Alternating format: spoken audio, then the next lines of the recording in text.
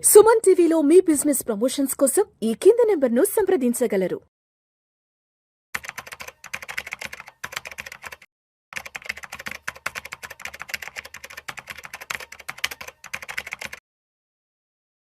Sir నమస్తే sir Ramachandramurthy గారు. నమస్తే విష్ణు గారు. Welcome to Vishnu talks. Thank you sir Ramachandramurthy గారు, బంగారం వెండి ధరలు దీపావళి తర్వాత నుంచి కాస్తంత శాంతించాయి, చల్లబడ్డాయి. బట్ నాకెందుకో ఎక్కడో ఏదో తడుతుంది సార్. మళ్ళా రేపు ఎల్లుండి నుంచి బంగారం వెండి ధరలు ఇక ఆకాశానికి అంటిపోతా ఏమో అనిపిస్తుంది. ఎందుకంటే ఎప్పుడైనా సరే ఈ బంగారం వెండి అనేది అంటే ప్రపంచవ్యాప్తంగా ఎక్కడెక్కడ ఎటువంటి అన్సర్టనిటీ ఉంది, ఎటువంటి అనిశ్చిత పరిస్థితులు ఉన్నాయి, ఎక్కడెక్కడ ఎటువంటి నెగిటివ్ న్యూస్ ఉందంటూ కూడా అన్వేషిస్తూ ఉంటాయి. ఎవరండి? బట్ అంటే నేను ప్రత్యేకంగా ఎందుకు చెప్తున్నానంటే ఇప్పుడే అమెరికాకి సంబంధించి వెనిజులాకి సంబంధించినటువంటి యుద్ధానికి సంబంధించిన వార్తలు మనకి రావడం మొదలైంది. సో యుద్ధం అంటే బంగారం వెండి కాచుకుని కూర్చుంటాయి, ధరలు ఆకాశానికి అంటిపోవడానికి. మరి అక్కడ కనుక మరి యుద్ధ వాతావరణం నెలకొంటే మరి ఈ బంగారం వెండి ధరల పరుగులు ఏ స్థాయిలో ఉండే అవకాశం ఉందంటారు? అవునండి, యాక్చువల్గా అందరం కూడా ఇండియా ప్రజలందరం ఈ వారం ఊపిరి పీల్చుకున్నాం. యాక్చువల్గా సిల్వర్ అసలు 2 లక్షలు దాటిపోద్దేమో అనుకున్నాం. 1,70,000 నుంచి ఇప్పుడు 1,45,50 దగ్గర ఉంది. అలాగే గోల్డ్ 1,30,000 నుంచి ఇప్పుడు 120 దాకా ఉంది. సో యాక్చువల్గా ఏంటంటే 2 days బ్యాక్ కూడా గోల్డ్ తగ్గింది. ఇప్పుడు మళ్ళీ మీరన్న న్యూస్తో మళ్ళీ ఇంటర్నేషనల్గా $4,000 పర్ ounceకి వచ్చేసింది. అంతకుముందు హై 4,400, మొన్న 3,900కి వచ్చి కొంచెం ఇంకా అక్కడి నుంచి కరెక్షన్ వస్తుందిలే అనుకుంటే ఈ న్యూస్ వల్ల మీరు అన్నట్టు గోల్డ్ సిల్వర్ ఎదురు చూస్తుంటే ఏది అన్సర్టనిటీ ఎక్కడుంది, ఎక్కడ యుద్ధాలు జనాలు కొట్టుకు చేస్తారు అన్నట్టుగా ఎదురు చూస్తుంటే. సో ఈసారి కనుక ర్యాలీ వస్తే అది చాలా ఫాస్ట్ హై ర్యాలీ వచ్చే ఛాన్స్ ఉంది. అట్ ద సేమ్ టైం ఏమవుతుందంటే అండర్ కరెంట్గా గోల్డ్కి సిల్వర్కి ఇప్పుడు డాలర్స్ని ఎవరు నమ్మట్లేదు కాబట్టి ఈ వరల్డ్ బ్యాంక్స్ అన్నీ కూడా ఈ గోల్డ్ సిల్వర్ ఫిజికల్గా కొంటున్నాయి, స్టోర్ చేస్తున్నాయి. సో దాంతో ఏంటంటే ఇది ర్యాలీ అనేది కంటిన్యూ అవుతుంది. ప్రజెంట్ ఒక ఫేజ్లో ఆగింది, కానీ ఇదైతే ర్యాలీ కంటిన్యూ అయ్యే ఛాన్సెసే ఉన్నాయి. ఈవెన్ గోల్డ్ కన్నా సిల్వర్ కూడా ఎక్కువ ర్యాలీ వచ్చే ఛాన్సెస్ ఎక్కువే ఉన్నాయి. ఎందుకంటే సిల్వర్కి ఇప్పుడు చాలా ఇండస్ట్రియల్ యూసేజెస్ చాలా ఉన్నాయి. దాదాపు 10 ఇండస్ట్రీస్ యూజ్ చేస్తున్నాయి సిల్వర్ని. అంతకుముందు ఒక 3-4 ఇండస్ట్రీసే యూజ్ చేసేవి. సో కాబట్టి ఏంటంటే అలాగే సిల్వర్ క్లయింట్స్ కూడా, కొత్త క్లయింట్స్ గోల్డ్ కొనలేని వాళ్ళందరూ సిల్వర్కి వస్తున్నారు. కాబట్టి రెండు కూడా మంచి ర్యాలీ అయితే ఉంది. సో ఉన్న ర్యాలీలో ఇప్పుడు ఆల్రెడీ పాజ్ అయింది కాబట్టి ఇది కొంచెం ఇక్కడి నుంచి కూడా బెటర్ రేట్లే ఉన్నాయి. అంతకుముందు కంపేర్ చేస్తే ఇంకా పెరిగే ఛాన్సెస్ కనపడుతున్నాయి. టెక్నికల్గా కూడా మనకి అంటే వీక్లీ చార్ట్స్ డౌన్ చూపిస్తున్నాయి, కానీ ఫండమెంటల్ న్యూస్ ఉంది కాబట్టి సో లాస్ట్ 1 week నుంచి $4,000 దగ్గర మేజర్ సపోర్ట్ తీసుకుంది. సో ఏమాత్రం బరస్ట్ అయినా కానీ ఇక ఈసారి ఆపలేము. సరే, అయితే అంటే మొన్న దీపావళికి ముందంతా కూడా కొనాలా వద్దా, కొనగలమా లేదా అంటూ కూడా కొంత సంశయించారు. సరే, దీపావళి తర్వాత నుంచి అవి కూడా చల్లబడ్డాయి. పబ్లిక్ కూడా చల్లబడ్డారు, పబ్లిక్ కూడా శాంతించారు. అబ్బా మొత్తానికి తగ్గిపోయి అన్నారు కదా. సో ఏంటి ఇప్పుడు ఒకవేళ మళ్ళా ఈ యుద్ధం కనుక అక్కడ తెర మీద కనుక వస్తే మరి ఈ ర్యాలీలో మరి కొనాలంటారా వద్దంటారా? ఈ యుద్ధం అంతా కొంత సద్దు మనిగాక ఓ 10 రోజులకో ఓ నెల రోజులకో ఆ తర్వాత కొనొచ్చు అంటారా?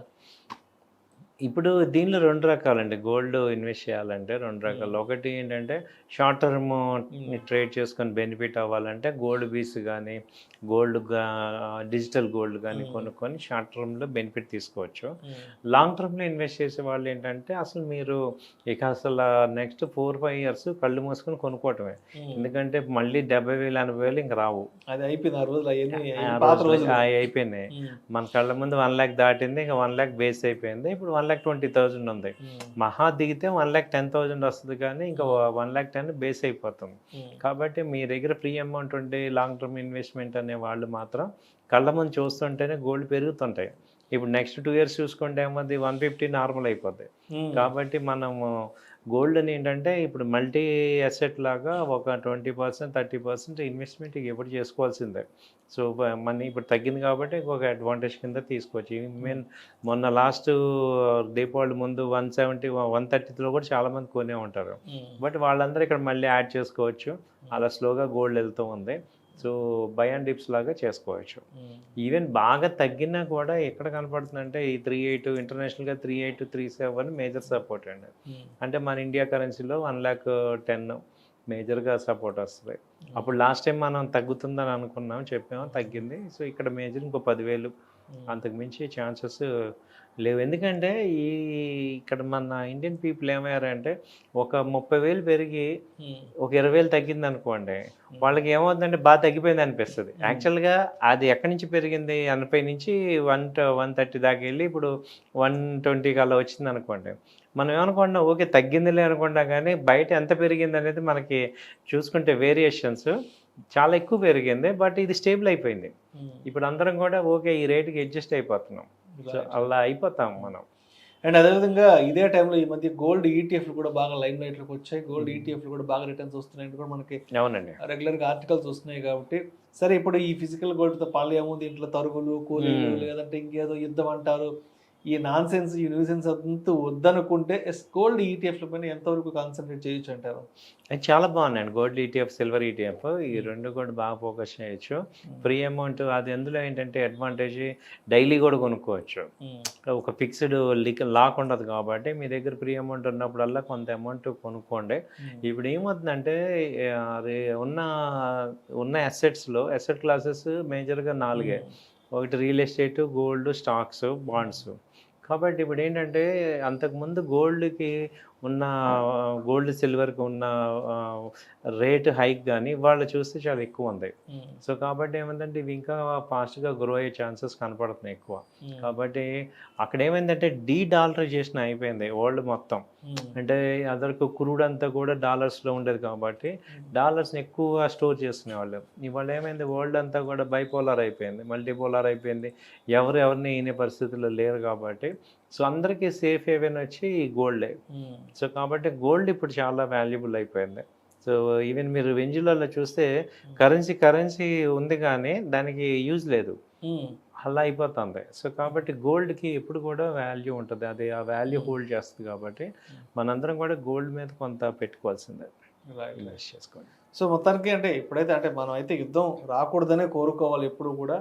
బట్ ఇన్ కేస్ అక్కడ ట్రంప్ ఏమాత్రం వెనక్కి తగ్గకపోతే యుద్ధ వాతావరణం అయితే నెలకొనే అవకాశం ఉంది. అండ్ ఇటు వెనుజులాకి ఇటు చైనా నుంచి అండ్ రష్యా నుంచి కూడా పూర్తి సపోర్ట్ అందుతోంది. ఇప్పుడు దాన్ని కూడా ఏమవుతుందంటే సార్ వీళ్ళు ఏం చేస్తారంటే ఒక 1 వీక్ 10 days యుద్ధం చేసేసి మళ్ళీ కామ్గా ఆపేసే ఛాన్సెస్ ఉంది. ఆ 10 days బాగా సివియర్గా జరగాల్సిన డ్యామేజ్ జరిగిపోతుంది. తర్వాత మళ్ళీ ఇటు నార్మల్ అయిపోతుంది, అక్కడికి డ్యామేజ్ అయిపోద్ది అనమాట. సో కాబట్టి ఏమవుతుందంటే మనకి అర్థం చేసుకోవాల్సిందే, ఒకవేళ యుద్ధం అంటూ వస్తే ఆ 10 days 15 days ఉంటుంది, ఆ తర్వాత మళ్ళీ మామూలు అయిపోతుంది. కాకపోతే డ్యామేజ్ జరిగిపోతుంది. కాబట్టి మనకి అర్థం చేసుకోవాల్సింది ఇవేం సంవత్సరాలు జరిగే యుద్ధాలు కావు.